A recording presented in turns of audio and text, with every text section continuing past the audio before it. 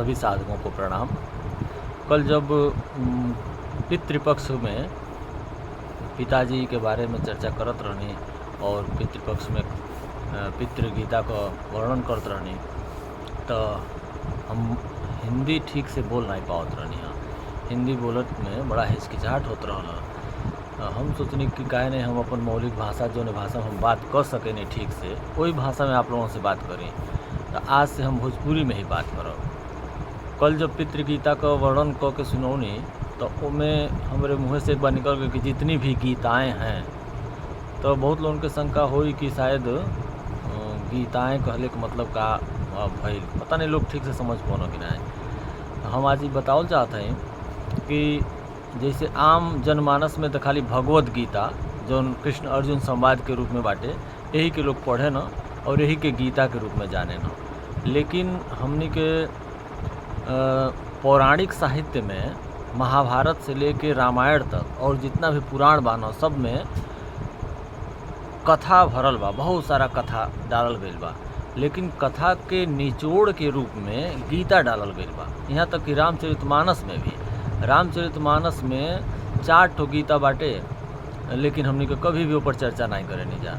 राम गीता और लक्ष्मण गीता तो आम बाटे, सब लोग पढ़ेला, आश्रम में तो अक्सर राम गीता और लक्ष्मण गीता पर चर्चा होला। लेकिन रामचरितमानस में 4 गो गीता बा। और रामायण, अध्यात्म रामायण में राम गीता बा।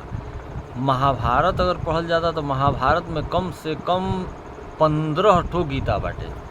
खाली भगवत गीता नहीं बाटे, भगवत गीता तो 1 ठो गीता है और कृष्ण अर्जुन संवाद के रूप में भी 2 ठो गीता बाटे। एक ठो के भगवत गीता के रूप में हमने के जनते बानी जा, दूसरका गीता के उत्तर गीता कहल जाला। ओकरे बारे में अभी आप लोगों को बतावत हैं। पहले ही बताएं कि गीता भागवत में अगर भागवत पढ़त हैं तो कम से कम 6 से 7 ठो गीता आपके भागवत महापुराण में मिल जाला। और इस समय बड़ा बढ़िया काम एक ठो भइल बा कि गीता प्रेस कम से कम 25 गीता के एक ठो संग्रह पहले छाप दिलस, ओके आप लेके पढ़ सकेनी आप लोग। और फिर अभी हाल ही में 15 गीता का संग्रह छापले बाटे। तो गीता प्रेस में भी आप लोगों के इतना गीता मिल जाए पढ़े के। ओकरे बाद भी आमतौर पर अष्टावक्र गीता का नाम आप लोग सुन ले हो कब, और गुरु गीता का नाम आप लोग सुन ले हो कब। ये सब गीता तो बटले बा। गीता बहुत प्रकार का बाटे। ई गीता ही सब ग्रंथन का निचोड़ होला। जब भी कुछ कथा कहल गई बा तो बीच में गीता जरूर डालल जाला। गीता का मतलब होला गाया हुआ। अब जैसे भगवान के मुंह से जौन बात कहल गई, जौन गावल गई, ओके भगवत गीता के रूप में हमने जाने नहीं जा।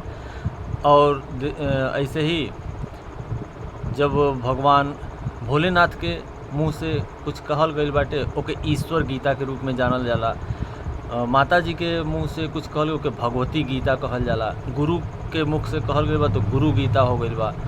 कभी कभी गीता का नाम ये हिसाब से ही पड़ जाला कि कैसे कहल जाता, तो ओ के नाम से गीता हो गई बाटे। जैसे रामचरितमानस में एगो गीता बा, ओके कहल जाला पूर्वासी गीता। तो पूर्वासी गीता पूर्वासी लोग कहत नहीं खा, पूर्वासी लोगन के प्रति कहल जाता है, इसलिए ओकर नाम पूर्वासी गीता हो गई बाटे। तो ये तरह से गीता बहुत सारा गीता बाटे जौन सब ग्रंथन का निचोड़ होला।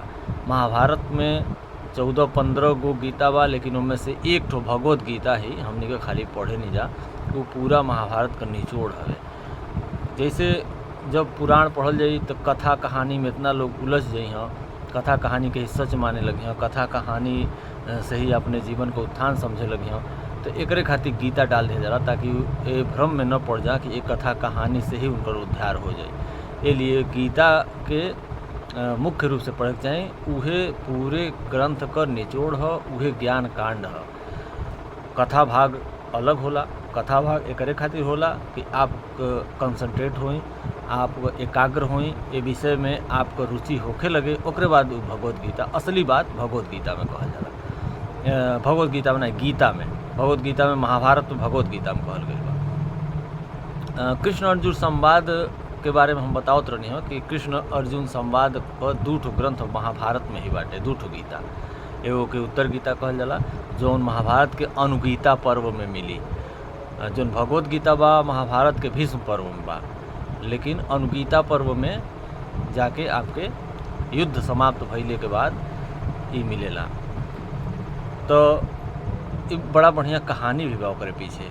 जैसे महाभारत युद्ध समाप्त हो गई, महाभारत युद्ध समाप्त भइले के बाद जब भगवान कृष्ण देखना कि सब राजपाट सुव्यवस्थित हो गए, सबकर मंत्रालय बट गई, सबकर भवन का वितरण हो गई, सब लोग अपने अपने काम में लग गई ना, तो भगवान कृष्ण अर्जुन से कहना कि अब हम द्वारिका जाते हैं, काहे कि बहुत दिन तो हम लोग बीच में रहनी, इतना बड़ा काम होइल, तो हम लोग का अपन राजपाट मिल गई, अब हमके अपने राज्य में जाए दो, हो जा हमारे सब प्रतीक्षा करत हो। तो अर्जुन के अच्छा नहीं लगल, उनके पकड़ लेना, भगवान के कहना नहीं, अभी कुछ दिन और रुकी, अभी शांति नहीं मिलत आटे, इतना बड़ा युद्ध भइल बा, आपके रहले से शांति बा, आनंद बा, आप चल जाए तो फिर बड़ा उदासी हो जाई। तो कहना ठीक बा, रुक जाते हैं का। फिर अर्जुन कहना कि एगो और हमार मन का इच्छा बा आप पूरा करें। कहना हाँ बताओ। अर्जुन कहना कि जब युद्ध प्रारंभ होत रहे आ उस समय हम बड़ा व्यथित हो गई रहनी, आप युद्ध के दोनों सेना के बीच में युद्ध भूमि में कुछ ऐसा उपदेश हमके दिले रहनी जो हमके बड़ा आनंदित कर दिले रहे, और अपने कर्तव्य पथ पर हम लग गए रहनी। वो हम एक बार और आपके मुँह से सुनल चाहता नहीं। भगवान कृष्ण कहना कि तू के वो सब याद नहीं बा का। कहना नहीं हमके कुछ याद नहीं बा। भगवान कृष्ण बहुत अर्जुन के डटबो कहना, कहना बतावा जो हम विषय तुझसे बतौले रहनी वो तू के कभी नहीं भुलाए के चाहे, आ हमहू के याद नहीं बा। ऐसे कि हम जैसे जौन चीज़ कहले रहनी वो समय योगस्थ होके कहले रहनी, तोहरे कल्याण खातिर योग में स्थित होके वो सब बात कहले रहनी, वो सब बात हमके याद नहीं है, लेकिन वो विषय हमारे हृदयस्थ बा। जौन विषय पर हम बोलले रहनी वो विषय हमके पूरा हृदयस्थ बा, तो वो विषय पर हम फिर बोल सकता नहीं। लेकिन तू ही चाह कि जैसे कहले रहनी वैसे ही वही सब बात हम फिर से कह दें, ये संभव नहीं बा। कहना ठीक बा।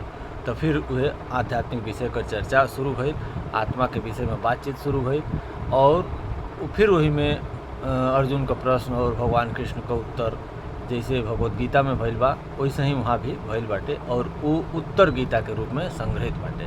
वो पढ़े लायक ग्रंथ बा। हमनी के खाली कथा भाग के नहीं पढ़े के चाही, जौन कथा का निचोड़ होला वो गीता में होला, वो गीता के जरूर पढ़े के चाही। वो हमनी के जीवन के उत्थान का कारण बनेला, और उनमें जौन उपदेश बा उहे हमनी के उद्धार करी। खाली कथा पढ़ल जाई तो कथा में रुचि बढ़ी और कथा का निचोड़ छूट जाई। तो यही लिए हम वो दिन करें जितनी भी गीताएँ हैं, हम ही सोचत रहनी का नहीं आप लोग ही समझे कि गीता भगवत गीता का जितना भाष्य बा नहीं, ये पितृ गीता के बारे में हम बात करते रहनी। पितर लोग अपने पुत्रन से का अपेक्षा करें ना, ओकरे बारे में हम बात करते रहनी। तो उनमें हम कहनी कि जितना भी गीता बाटे, जितना प्रकार का गीता बा, सब में ज्ञान कांड का वर्णन बा, वह हमने को उद्धार का कारण बनेला। वही ओकर जरूर अध्ययन करे के चाही। आशा बा कि आप लोग के रामचरितमानस के 2 गीता के बारे में जानकारी हो गई। एकरे बाद कभी अगर रामचरितमानस आप लोग पढ़ब तो रामचरितमानस का निचोड़ गीता में बा, ई जरूर पढ़ब। राम गीता में का बा, लगभग हम लगता कि 15-16 साल पहले हम राम गीता पर एक छोटा सा भाष्य भी लिखले रहनी।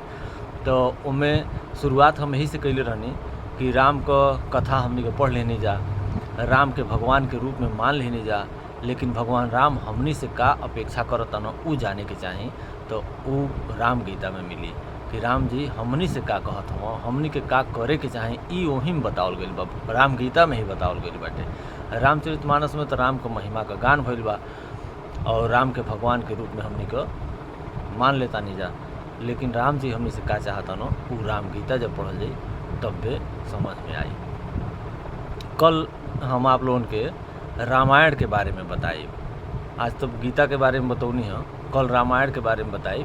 और समय अगर मिली तो अपने वीडियो देखत रहनी है तो मैं एक ठो शॉर्ट वीडियो डलले रहनी कि सीता जी का निष्कासन खाली केहू के कह दिले से नहीं हो गई रहे, उनकर निष्कासन के पीछे बहुत लंबी कथा बा, बड़ा कहानी बा।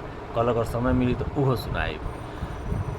आज बस हमके इतने बतावे के रहल कि गीता बहुत सारे सब ग्रंथन में कोनो न कोनो गीता जरूर बाटे, वो गीता के पढ़े के चाही। आज खातिर बस इतने। सब साधक लोगन के प्रणाम। हर हर महादेव।